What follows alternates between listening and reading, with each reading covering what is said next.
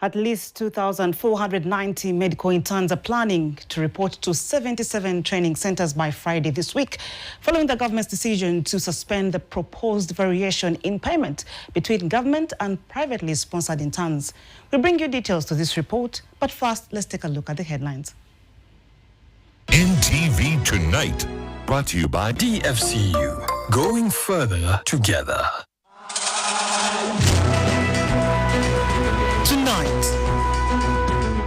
So that differentiation between the government-sponsored and private-sponsored has been suspended. Government bows to pressure, agrees to pay medical interns allowances. Cabinet has said they will look into your amount of money.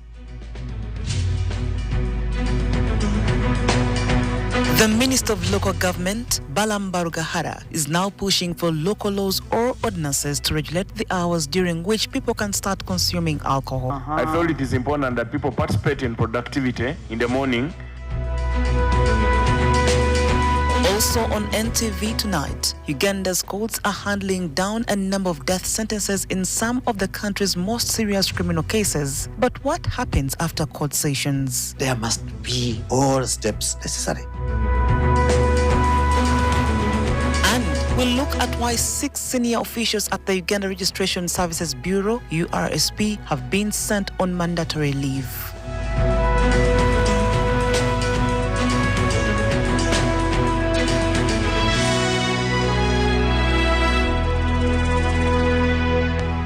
DFCU, going further together.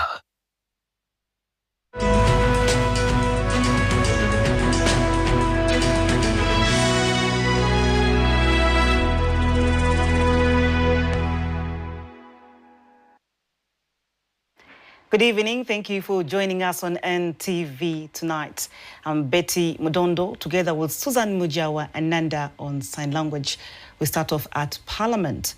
The Minister of Local Government, Balam Barugahara, has written to various leaders, district officials and members of Parliament, urging them to draft local laws or ordinances to regulate the hours during which people can start consuming alcohol.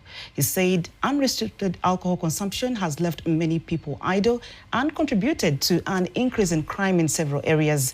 These and other issues were discussed today by the Parliamentary Committee on Local Governments, which met to consider matters concerning local governance and community safety.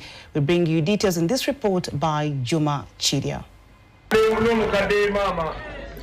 Minister for Local Government Balam Barugahara, today accompanied by his State Minister Justin Namere, appeared before the Parliamentary Committee on Local Governments to discuss the progress of the works in the ministry, as well as their tours in the different local governments and the discoveries they have so far made. During the meeting, Balam told MPs that he has written to various leaders asking them to make ordinances regulating the use of alcohol in various districts, especially at the time when people should start drinking. To increasing crime rate. So I've written a copy in pigeonhole of each member of parliament, and I've sent to the districts to start or to make ordinances or bylaws to implement in respective districts on what time they want their people to drink. I feel it is important that people participate in productivity in the morning, then in the afternoon they have lunch, they go and drink.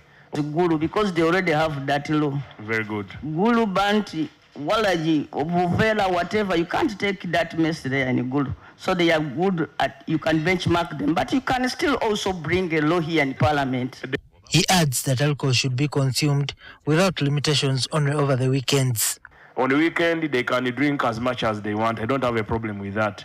It is to be recalled that Balam came out and said that he wants people to start drinking alcohol at 3 p.m. because it has disrupted citizens from being productive. Meanwhile, they said in their efforts to monitor the activities of local governments, they have had a number of people arrested, while some have been taken to court and charged with corruption and abuse of office. Request the President to set up a commission of inquiry into the corruption scandals or the corruption in the entire system. We can begin with the government, and then probably we go and handle all the other ministries. Over 8 arrests have been done by security. Accused person taken to court are 44. Cases filed is compiled at 24. files in court are 9, files with DPP are 5, files under further investigation are 10. This is as of Mbarara. They said they seek to amend the Civil Service Act to allow for the immediate dismissal of those found to have abused their offices instead of being interdicted. Interdiction is 6 months. So the system of interdicting officers for 6 months, I don't think it will work. So what we are going to do, since you are the PAC of local government, I will propose to you very soon. Yeah, that's what I'm saying. We are going to change the law. The government will also start training various leaders from village chairpersons on how to monitor government services in their areas in an effort to ensure that services reach the people. We may blame a PS, we may blame a minister, we may even blame a president. But in decentralization, people naturally or policy-wise are not even supposed to be micromanaged. In fact, he risks a lot in terms of laws if he directly micromanages. People are supposed to be on ground and do the right thing. Balam vowed that he will not give up until local government employees make it a priority to serve Ugandans rather than pursue personal interests. Juma Kiria. Now that story informs our opinion poll question tonight. We want you to share your thoughts on the proposal to regulate alcohol consumption hours. Go to our social media platforms and share your thoughts on the proposal to regulate alcohol consumption hours. You can be part of this conversation by following it on our different social media platforms. That is NTV Uganda on X, NTV Uganda on Facebook, and we are streaming live on ntv.co.ug. Be part of the conversation and we shall read your opinions later on in the bulletin tonight. Still from Parliament, the government has revised its position on the proposed payment structure for medical interns. This cohort of the interns will receive a net pay of 1 million shillings a month as it were before. However, the Minister of Health, Dr. Chris Bariomosi, told Parliament that the reversal in payment stops with this cohort. Jackson Onyango was there and he brings you these details. The medical interns have for weeks now been at loggerheads with the government over pay. In October last year, the government approved the National Training and Education for Health policy, which would have discriminated between the government and the privately sponsored students. The payment of the interns would be restricted to those the government sponsored. Under the plan, the government would have allocated the private students with a round-figure allowance for meals amounting to 483,000 shillings a month. Those the government sponsored would receive a gross pay amounting to 1,250,000, but a net pay of 1 million shillings after taxes. Now, there is no way now this budget time how government can come up and try to digress itself from this noble role, you see, because this is a very important area. This is health. After the standoff, the government has suspended the provision for discrimination in payment, albeit temporarily. So that differentiation between the government-sponsored and private-sponsored has been suspended for the current cohort of interns. Equally reversed is the provision that requires the interns to only graduate upon completing the internship. That one we have reversed it. We have reversed it and said no, there should be a distinction between the academic qualification and the qualification for practice. Members of Parliament welcome the government's decision on the reversal of the graduation policy. I welcome that idea because someone after studying, they may have an area of interest where they want to do the internship from. But then the current situation that has been there that they have to first do internship, then after they graduate, someone may wish to do internship from America. We are happy that the government has now let go of that restriction, so now people can graduate. Those who want to go and practice can now go and take up the internship. However, several held reservations on the fact that the payments are planned to stop with the current cohort of interns. Of that provision is for this particular cohort. That worries me because that means I will be back here maybe next year to complain again. Because you'll be saying, no, that was for this particular cohort. So for the future, it is still not clear. So, and the ministers will also be tasked again to come up with another report clearly stating moving forward after this one here, what will happen next year. The 2,490 interns are expected to report to the accredited 77 centers by Friday this week. Meanwhile, Baryomunsi told Parliament that the Cabinet tasked the ministry to conduct a comprehensive review of the health sector workforce with a view to resolving the human resource gap in health facilities. Jackson Onyango, NTV. Thanks, Jackson Onyango, for that report. Moving on, Uganda's courts are handing down a number of death sentences in some of the country's most serious criminal cases, even as the country has gone nearly 3 decades without carrying out an execution. From the number of business woman Susan Magara to the killing of the former Ndiga clan leader Daniel Bosa and 4 children at a nursery school in Kampala. The death penalty is once again at the center of Uganda's justice debate. So why are courts increasingly turning to the ultimate punishment? And what happens after a death sentence is handed down? Daniel Kibet breaks it down in this report. I hereby sentence him to suffer death. The death penalty is back in the spotlight. In recent months, Ugandan courts have handed down capital sentences in a series of high-profile murder cases. But the judiciary says this is not about judges becoming more punitive. Why are we now having the trend? Because society needs to be safeguarded. A lot has been happening, there's a lot of impunity, so the courts are speaking to the public that some of these crimes and the impunities should stop, because this is what you will face if you come to the courts and the courts are satisfied with evidence that you committed those offenses. One of the most closely watched cases is that of businesswoman Susan Magara, who was kidnapped and murdered in 2018. The High Court convicted 9 people over her killing. 2 of them, Hajara Nakandi and Abbas Musa Buembo, were sentenced to death, while the others received different prison terms. The case brought back memories of one of Uganda's most notorious kidnappings and murders. Then came the murder of former Ndiga clan leader Daniel Bosa. 2 men convicted of his murder were sentenced to death after pleading guilty. The court found the circumstances of the killing sufficiently grave to warrant the maximum punishment. In April this year, Christopher Okello Onyum was also sentenced to death after being convicted of killing 4 children at a nursery school in Gaba, in the capital Kampala. 3 very different cases, but all ending with the same ultimate punishment. So, is Uganda seeing a new era of capital punishment? The judiciary says not necessarily. It argues that judges are applying the law to the cases before them, and where the circumstances meet the legal threshold for a death sentence, that is the punishment imposed. As a judiciary, we apply the law as it is, and we don't apply it in a vacuum.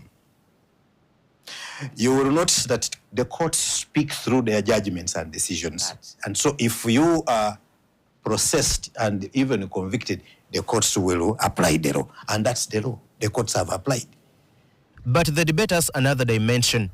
President Yoweri Museveni has repeatedly spoken in support of the death penalty and has argued that it should be used against people who commit particularly serious crimes. That raises questions about whether such political statements could influence sentencing. The judiciary says they do not. It insists judges remain guided by the law and the evidence before them, not by statements from the executive. I am not competent to comment on what the president said. But as a judiciary, we apply the law as it is, regardless of any other person's opinion. But a death sentence does not mean an immediate execution. A person sentenced to death has a right to appeal. That means a case can continue through the judicial system long after the original sentence has been pronounced. And this is one reason Uganda has accumulated people on death row, despite having gone decades without carrying out an execution. The judiciary says this is not a failure of the courts to act. It is part of the legal safeguards available to a person facing the ultimate punishment. Even when the Court of Appeal has listened to the appeal, if any, and say confirm the sentence of the lower court, still the matter must go to the Supreme Court, because the Supreme Court has still You know, we are talking about deprivation of one's life by reason of a sentence of court. So there must be all steps necessary to ensure that nothing was rendered by mistake or otherwise. There's also a constitutional division of responsibility. Judges determine guilt and sentence. The condemned person can challenge that decision through the courts. And ultimately, the president has the final say on whether a death sentence is carried out. So the process can stretch for a year or more, from trial to appeal and potentially to the final decision on execution. For victims and their families, justice can mean punishment and closure. For the accused, it means due process, right to life and the right to challenge a conviction. And for the judiciary, the stated objective goes beyond either side. It says its purpose is to use justice and the law to make Uganda a safer and better society for everyone. Justice is to repeat. It cannot be for the accused persons alone. Even the relatives of the person upon which the charges are leveled against the accused persons are equally acting. We cannot discriminate anyone in the application of the law. Neither should we fear or favor a particular section of a people as we do our functions as a judiciary and as judicial officers. So our guiding principle is Article 126. And of course, we get comfort in Article 128, which gives us and guarantees the independence. That while we are executing our mandate, we shall be independent of anyone. But the renewed use of death sentences leaves Uganda confronting an old question in a new way. If courts continue to impose the ultimate punishment, while appeals can take years and executions remain rare, what role does the death penalty actually play in Uganda's justice system? For the judiciary, the answer is straightforward. Where the law provides for death and the circumstances of a case justify it, the courts must apply the law. But the larger debate over deterrence, punishment, judicial independence, and whether Uganda should retain the death penalty remains far from settled. Daniel Kibet, NTV. Thanks, Daniel Kibet, for that report. 6 senior officials at the Uganda Registration Services Bureau, URSB, are on mandatory leave following President Museveni's directive to pave way for investigations into allegations ranging from embezzlement and money laundering to abuse of office and institutional mismanagement. As investigations continue, David Ijo reports on what is on ground. 6 senior officials at the Uganda Registration Service Bureau were on Friday last week sent on mandatory leave to pave the way for investigations into allegations of embezzlement, money laundering, abuse of office, maladministration and institutional mismanagement. Among those affected are URSB Registrar General Mercy Kainobisho, Commissioner for Business Registration Walid Kule, Commissioner for Information and Communications Technology Arthur Kwesiga, and Deputy Registrar for Finance and Administration Alex Anganya. And some of the allegations, of course, they included embezzlement. We have institutional mismanagement, issues of money laundering and maladministration.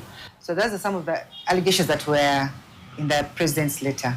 The Inspectorate of Government is now expected to establish whether the claims are supported by preliminary evidence pointing to possible wrongdoing or whether some of the allegations remain unverified at this stage. So we have just received the complaints. We've just received some of the preliminary documents, so we are now going to start previewing them and then taking action, and then start the full-scale investigations.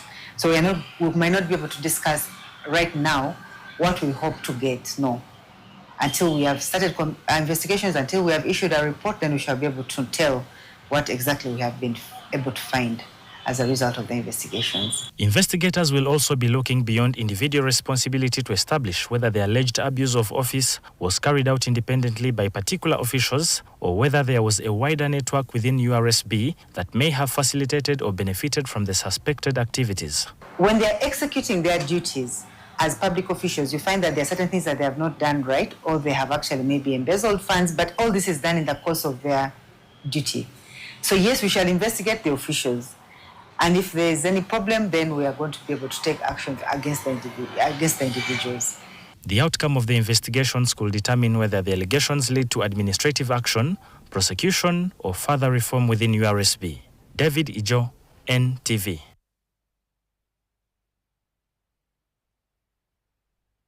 We shall continue to follow up on that report for you, but for now, NTV Tonight takes a very short break. On your return, we bring you more stories making headlines across the country, and here's still to come. Still to come, we bring you a story of Gloria Namande, whose joy of welcoming a new child quickly turned into nearly 3 years of pain, unanswered questions, and a relentless search for accountability.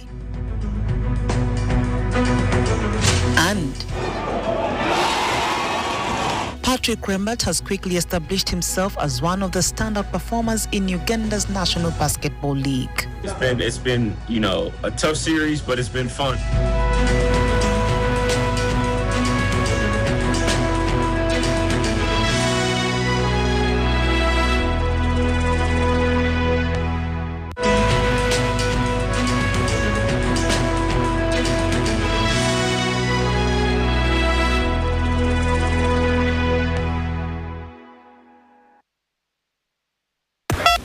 Hello, Mr. Mukasa. Hello, how are you? I'm okay, sir. Are you the broker? The original one. I was told you have very good rentals. Hey, that is right. How many bedrooms do you want? I want 3 bedrooms. Okay, did I tell you of the price? Yes, of course. 500,000.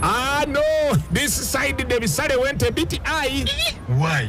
Because the paint we use is of good quality. So the place gained the value. Which paint? Global paint. How? For the ceiling, for us we use Global Mat. And for the inside walls, we use Global Silk Vinyl. Okay, tell me about the outside walls. Outside we use Global Weather Coat Emulsion so that the walls don't peel. Hey, I'm really impressed. The precision you put while painting, I'm willing to pay any amount. That is true, because here for us quality is paramount and the place becomes humidity. Global Paint, a reliable product. Our bodies are sustained by nature's endless gifts. From the food we eat to the air we breathe, the vitamins and minerals strengthen us, helping us glow and thrive. Introducing Vitamin N for nature. Give your skin a daily dose of Vitamin N. Experience Amara Skincare. Packed with Vitamin N. Amara. Embrace nature. I found a mattress, comfy and quality, rose foam, so durable. I wake up energized and stress-free. Rose foam, my world of happiness. A peaceful sleep prolongs life. Do you feel backaches or sleep disorder? Change your lifestyle by making the best choice to have a rose foam mattress for you and family. All types are available. I'm stuck on you today, tomorrow, and forever. Rose foam, your family mattress. Rose foam, a world of beautiful dreams.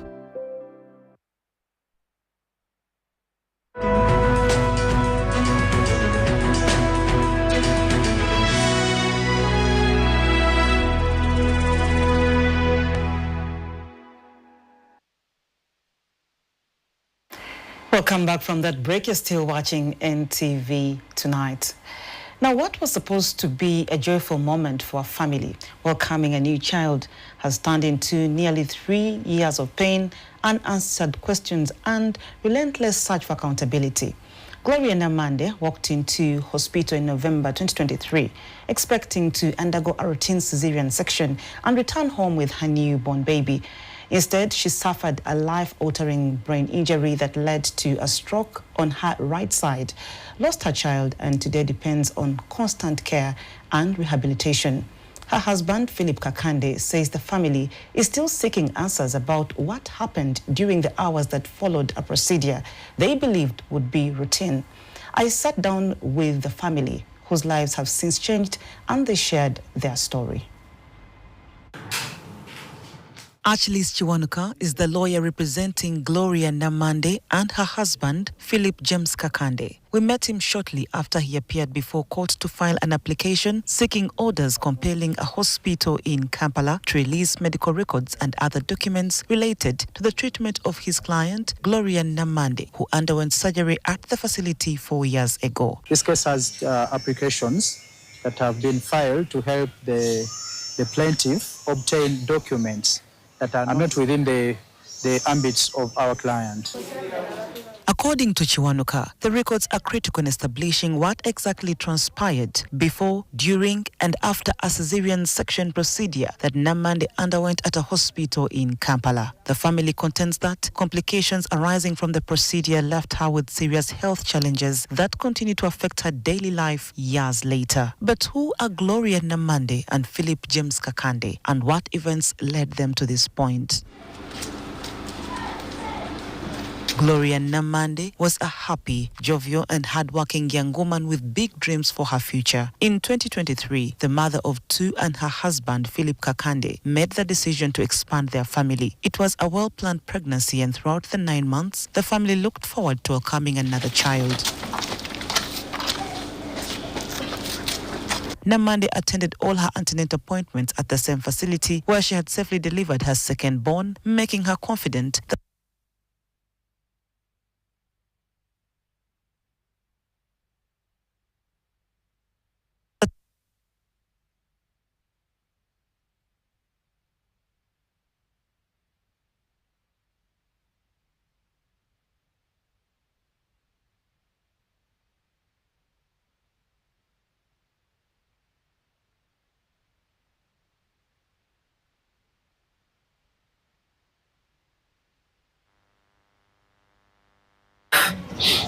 I think I went some few days before and they checked everything was okay and I made an appointment to do the C-section.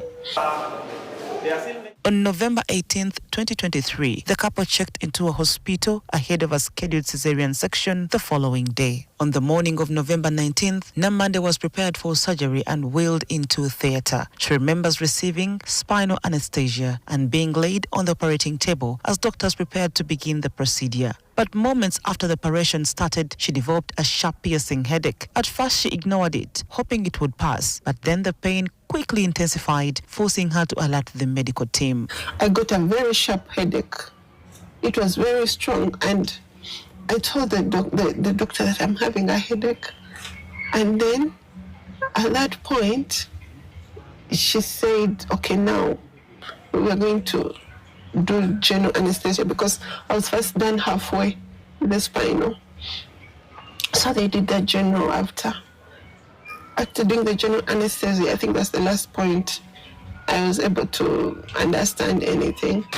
Much of what happened next has been pieced together through the recollections of her husband, Philip Kakande, who says the memories of who Gloria was before that day continue to give him strength.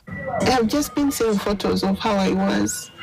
So she says they took me back to the ward, like all these things I couldn't remember because I was unconscious. Kakande says he had signed consent forms for spinal anesthesia and was surprised when he later learned that his wife had instead undergone general anesthesia. They came for at around 6 a.m. to prepare her for the operation. Now, that operation actually didn't start at 7 a.m. It started at around 9:30 a.m. in the morning. And strictly a spinal anesthesia. So delivered by C-section. Elective was not complicated because that's why women went there. Although he was called to see the newborn baby shortly after the operation, he was informed that Gloria remained unconscious. On that day, at around 10:40, around 11 a.m., I came basically to collect the baby, and her sister was also present, and also see how she was. Because normally they bring the baby to the ward. This time they sent us to the ward. They sent me. So I reached there, I found Dr. Fatuma Namsoke.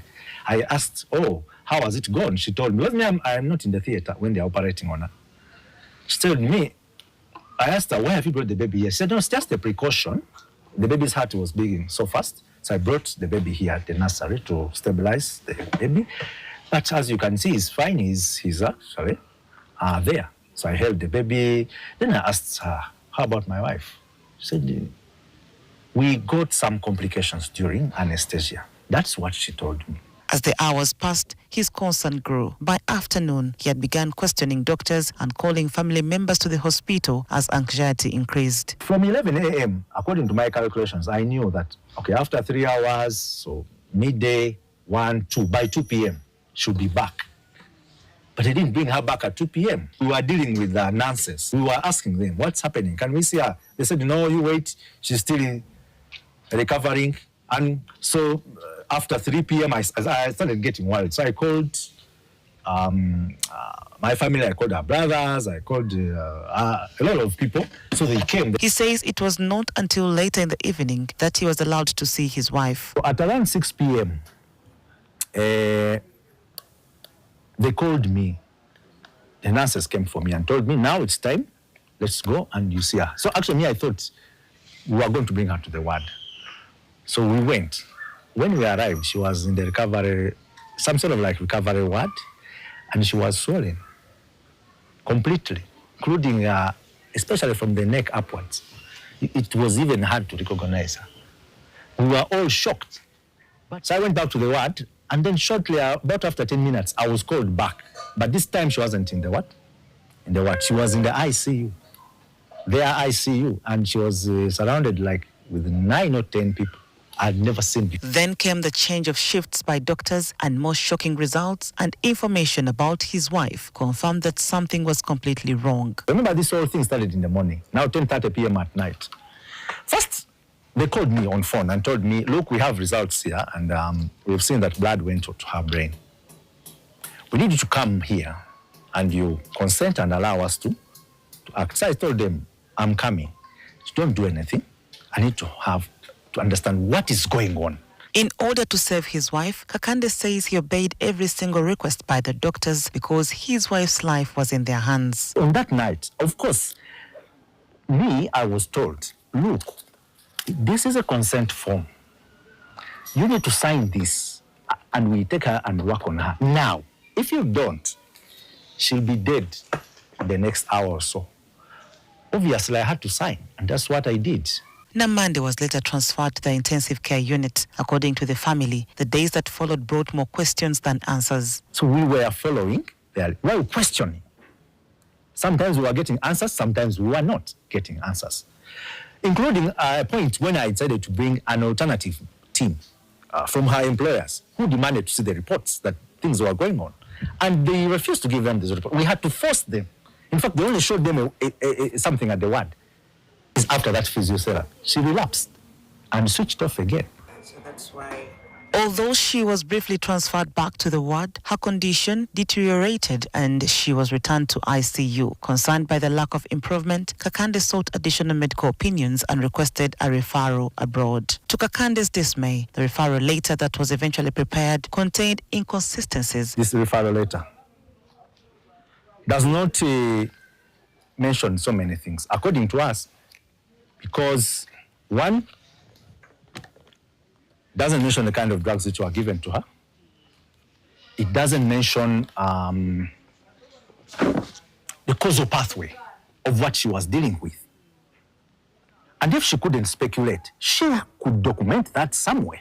That's what I want. Because of these irregularities, Kakande decided that a doctor who was in charge of the operation would accompany them to officially hand over to the doctors in Nairobi. We went together to the ICU. She went in. I assumed she had gone to do the handover, as had been agreed. But to my surprise, I received the report from the hospital saying the information they had about me about her was received from me, the information I gave them. Medical teams at Nairobi Hospital received her in critical condition and immediately began further assessments. The following day, doctors delivered more distressing finds and Gloria was admitted to intensive care, where she would spend the next 2 months. The family says medical findings in Nairobi linked her condition to complications arising from the cesarean section and anesthesia procedure. For Kakande, those findings marked the beginning of an even deeper search for answers about what exactly had happened during the operation that changed their lives. In the second part of this story, we bring you the moment Gloria Namadi regained consciousness and slowly began to understand what had happened to her, as well as the difficult circumstances her husband endured in the fight to keep her alive. Betty Modondo, NTV. You're still watching NTV Tonight. Uganda wants its diplomats to bring home more than handshakes and agreements. Foreign Affairs Minister Adonia Ayebare says Uganda's diplomatic relationships must deliver investment, jobs and new markets as he puts economic diplomacy at the center of his agenda. Daniel Kibet sat down with him and he brings you this report. Diplomacy is traditionally about building relationships between countries, but Uganda's new Foreign Affairs Minister Adonia Ayebare wants those relationships to produce tangible benefits for Ugandans. Since taking over the ministry a week ago, Ayebare has received credentials from diplomatic representatives of the United Arab Emirates, China, the Netherlands, Germany and Pakistan. Today, he received credentials from Sweden's new ambassador to Uganda, as well as the honorary consul of Antigua and Barbuda. They present the draft letters of credentials so that they can start their work as they wait to be accredited formally to the president. So I don't receive original letters of credentials. They are meant for the president. A growing list of diplomatic engagements, but for Ayebare, the bigger question is what Uganda gets from them. We need to really change the way we do diplomacy in the sense that we have to get results. As you know, also this ministry has been engaging in economic diplomacy. So economic diplomacy also involves diplomats accredited here, working together with us to deliver results. Ayebare says Uganda's foreign policy must increasingly focus on opening markets, attracting investment and creating opportunities. He says there is need to assess Ugandan diplomats partly on the deals and opportunities they help secure for the country, although he wants that approach introduced gradually. This is strategic engagement. It takes long, but at the end of the day, at every stage of the process, we need to be accountable. We need to show that, for example, in country X, if you try to promote tourism and you see that there is no traction, you should be able to change strategy and promote maybe another product. So it's a learning process, but it's really trusting this Ministry of Foreign Affairs to entrust us with that because we are the ones who are present abroad. It is a shift towards a more results-oriented approach to diplomacy, and today's engagements illustrate the range of relationships Uganda is seeking to strengthen. Like the gentleman Wilbur Tabingwa, who has just presented his credentials for Antigua and Barbuda. That country is really doing well economically in terms of tourism, and they are external labor dependent. We've got quite a number of qualified personnel here. We lack jobs, like you all know. These are opportunities. These are getaway opportunities for people to get jobs out of here. From China and the Gulf to Europe and the Caribbean, Uganda continues to build relationships across the world. But Adonia Ayebare wants those relationships to mean more than diplomatic representation. His message is clear.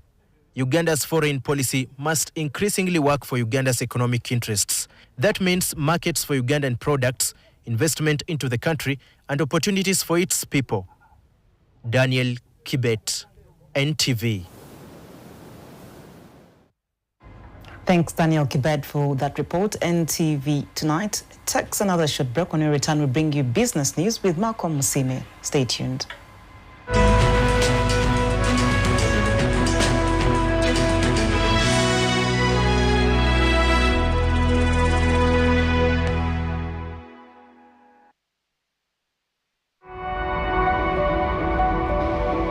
You need a bigger space to grow your business. You need more equipment to meet demand. You need to make sure everyone gets paid on time. In business, you need advice, solutions, and sector expertise when it matters. Your new office space looks great. What's next? We get it. Absa Business Banking.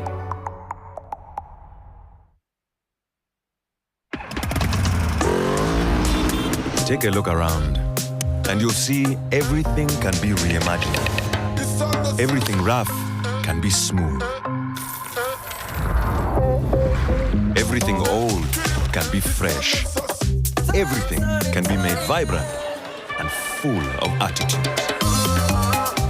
The world is what you make it. So why not make it yours? Guinness Smooth. Make it yours.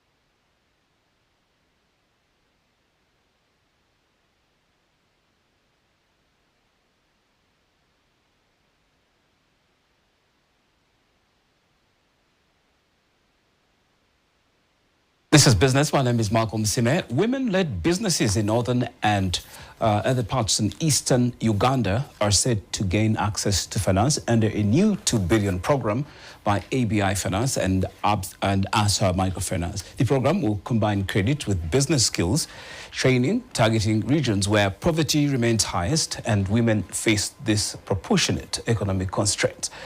Rona Nahabwe has that report. Access to credit remains a major hurdle for many small and medium enterprises, leaving most unbankable. The challenge is even greater for women-led businesses in poverty-stricken areas of the north and the east.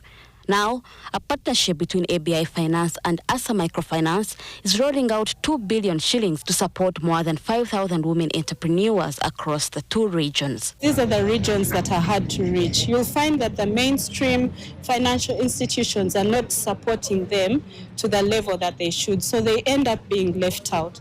That's why we looked to having presence in those areas. We do have presence in some of the towns, but there are still gaps in most of those towns. So we're looking to expand there and reach out to them so that they don't have to travel long distances to go and be able to access our finances. Beyond credit, the project will equip women with business skills and financial literacy, preparing them to qualify for larger financing from commercial banks. Many of our women sometimes reach that level of maturity, but they are still not able to go into the financial institutions to access finance. This is why we thought it best to launch this product. So this grant is even going to further help us to enhance their skills, to enhance their businesses, and make this a better place for all of them. While we have women doing good business, some of them cannot tell the difference between sales and profit. So training these women to make sure that they actually understand what looks good for a financier and also for their own good, make sure that they can that they are bankable. Any investor coming to them can actually invest in their businesses. That is also something that we are focused on in this project, making sure that the women are bankable and attractive to financiers beyond even ASA. ASA is the beginning block, is the basis. But should they want to grow even beyond that, this is a project that is going to make sure that these women can actually have that. Yet, the biggest threat to agribusiness remains climate change. How this project mitigates climate risks will be key to its long-term success. Rona Nahabwe, NTV Business.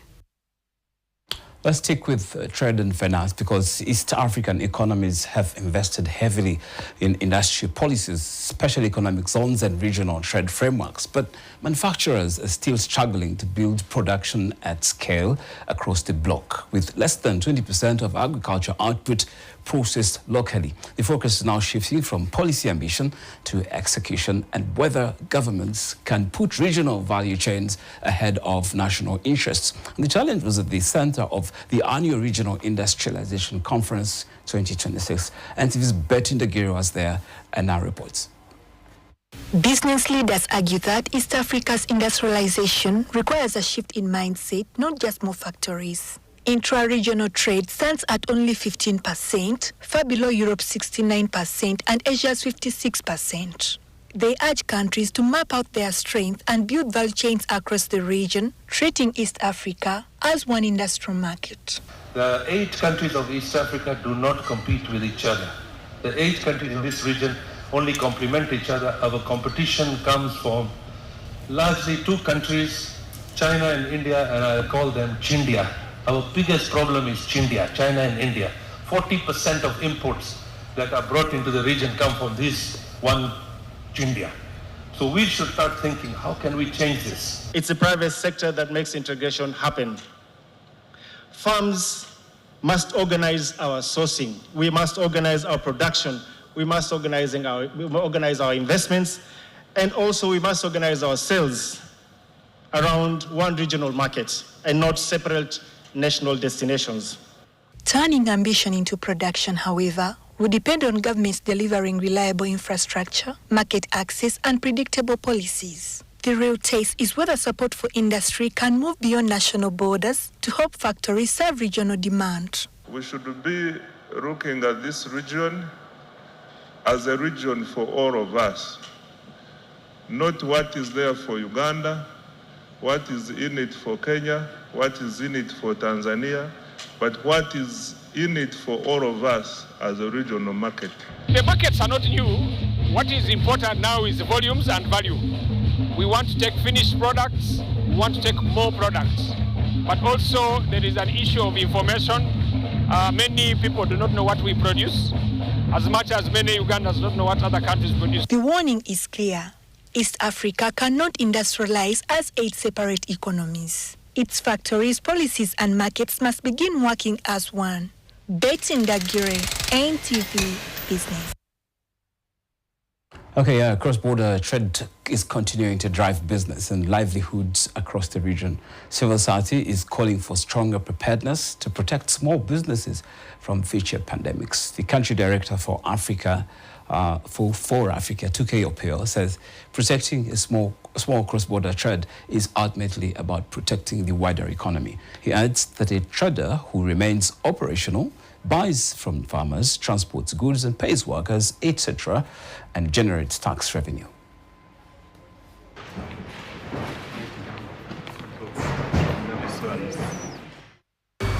Recently, our Minister of Health declared that we are Ebola-free. That's a very big milestone as a country. But nevertheless, since Ebola is still regularly, the DRC, Congo, as per all the news that we all received there, and of course, Uganda has been continued doing surveillance in the borders. And with our borders means we are still at risk because our neighbors are still struggling with the same. So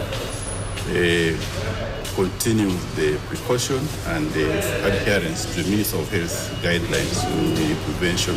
So for Africa, recognizes that life is holistic. We look at the health, we look at education, look at the economic well-being of the communities, the food security and the livelihood. So we look at life holistically.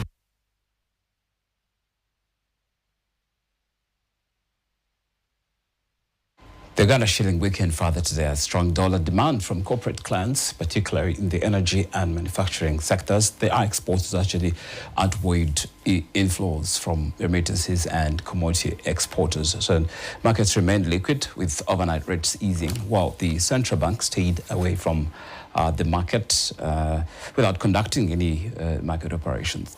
On the other hand, equities edged higher today with the main market indices posting modest gains. Trading was largely driven by MTN Uganda, Airtel and Stanbic Bank, with activity concentrated in a handful of blue-chip counters. MTN remained steady, while Airtel Uganda and Stanbic recorded slight movements. Right, in the global markets, oil prices were slightly higher, gaining for a third straight session as prospects for the US-Iran peace deal dimmed after Tehran said it would adopt a more offensive stance and Washington ruled out extending a ceasefire deal. Let's have a quick look at coffee prices now.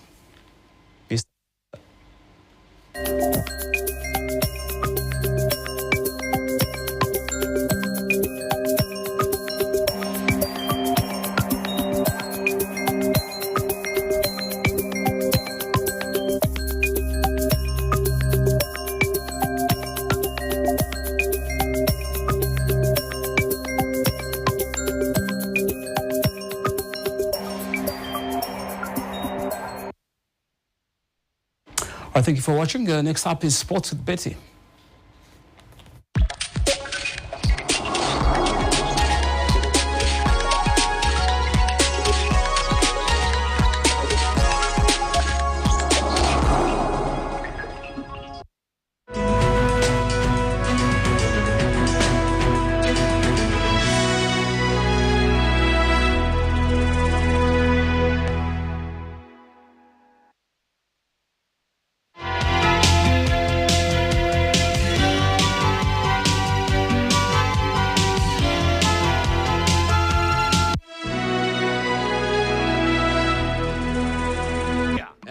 Entrance there and their exit there.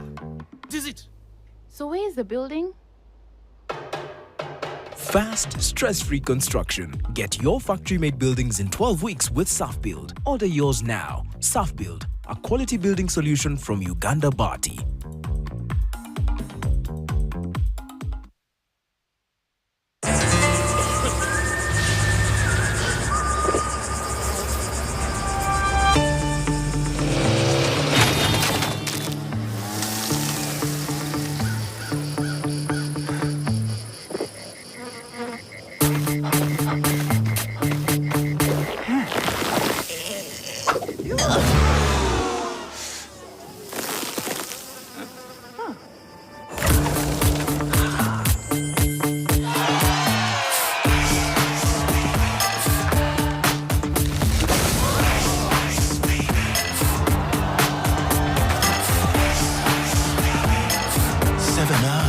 Super duper refresher.